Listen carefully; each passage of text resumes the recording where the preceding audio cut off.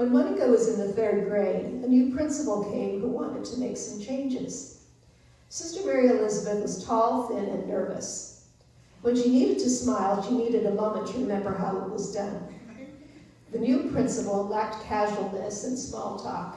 She was stiff and easily turned red when she came to the border of an emotion.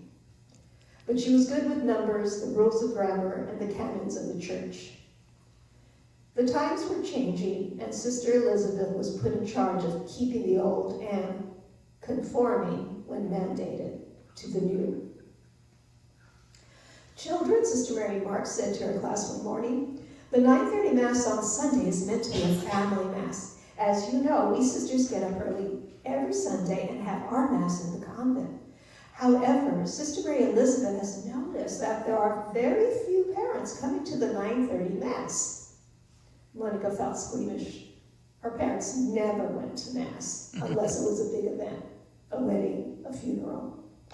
On Sundays, she and Natalie would get up on their own, dress, and quietly walk past the closed bedroom door.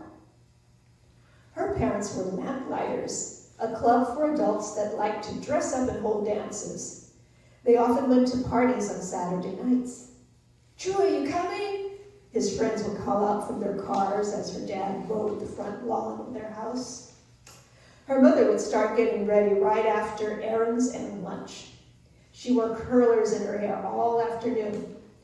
A simple dinner, hot dogs and Fritos, were served early and in a rush. The bathroom and questions were off limits until the curlers were off and the makeup was done. What do you think? She would ask the girls when she was finished. You look like a princess, they would answer. And it was true. Their mother was beautiful. And she adapted the style and couture of the former princess of the White House. When she did go to church for a baptism or a wedding, she wore a pillbox hat like the tragic princess of Camelot. Monica woke up Saturday morning and did not feel like getting out of bed. The room was full of late morning light. The blankets felt heavy and hot.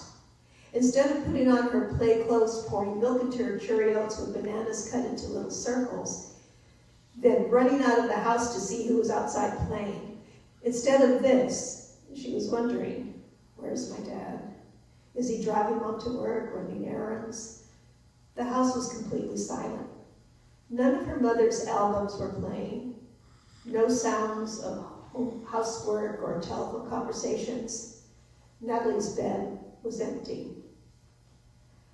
Last year in 2nd grade, Monica had spent every morning at school reciting the answers to catechism questions. Every evening she had memorized the answers. Each student in her class was tested until they were ready to make their Holy Communion. They were told that now they knew right from wrong. Each student in her class, Sister Mary Martha told them, God will reward you with a heavenly mansion that will be as beautiful as the number of good works you do on earth. But if you die with a mortal sin on your soul, God will send you to the everlasting fires of hell. Now, every Friday afternoon, they went single file in silence from the classroom to the church. They filled the pews near the confessionals and knelt when Sister Mary Mark clicked twice. She would nod her head to each student when it was time for them to rise and walk to the confessional. And then, after making their confession, they walked to the front rail of the sanctuary, knelt and did their penance before returning to the pew with clean souls, ready to take communion at Sunday's Mass. You gonna stay in bed all day? Her dad stood at the bedroom doorway. He looked like he had been doing some yard work. He wore an old, stained t-shirt, pants that were worn and wrinkled. There was a small brown leaf caught in the gelled back black hair on the top of his head. Come on, I need your cereal. I'll get your cereal ready. I'm helping your grandma cut some branches of the lemon tree, but I need a cup of coffee. Get ready and you can help your grandma cut up the smaller branches. Okay, Monica answered. They sat at the kitchen table across from each other. Her dad made some toast and was buttering it. Steam was rising from his coffee cup. How long is it going to take you to eat your cereal? It's getting soggy just sitting there. Her dad took a bite of the toast and offered her a slice. Are you feeling sick? You have a fever? Dad, Monica took a shallow breath. Yeah? My teacher said yesterday that she wanted us to tell our parents that they have to go to church with us on Sundays. What? Where did that come from? Sister Mary Elizabeth, the new principal, told all the teachers to tell the students to tell their parents that they should come to 9:30 Mass with their kids. You know, I don't like the word kids. Kids is for goats. With their children, Dad. It's a mortal sin not to go to Mass on Sunday, and she wants the parents to go to church with their children. Did you tell your mother this? No.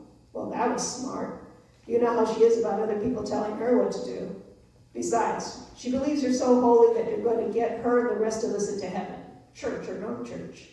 But Dad, it's a mortal sin. Listen, I work hard all week. I get up early to go to work on time. I'm on my feet all day, and I've got a house that I have to take care of. I do all this because I love you and take care of you, and I have bills to pay. And one of them is your school's tuition. I have a right to some fun on the weekends and a chance to catch up on my sleep. But the nun said, "What's my name?" What? Dad? What's my name? Dad? That was all she ever called him. That was all her sister ever called him. My name. There was the other name that his friends, family, and her mother called him. Tree, she said. That's not my real name, that's my nickname. What's my real name? It became clear to her, the name her grandmother and grandfather had given him. Jesus, she said in Spanish. Say it in English. What's my name? Jesus, she said. That's right, Jesus. And Jesus is higher than the nuns. You tell them that Jesus said he's not going to 9:30 Mass. He's going to sleep in on Sunday. Now eat your cereal and let's go. Cutting up the branches and helping out her grandmother was going to build her a beautiful mansion in heaven. But it was going to be lonely living there. Okay. Thank you.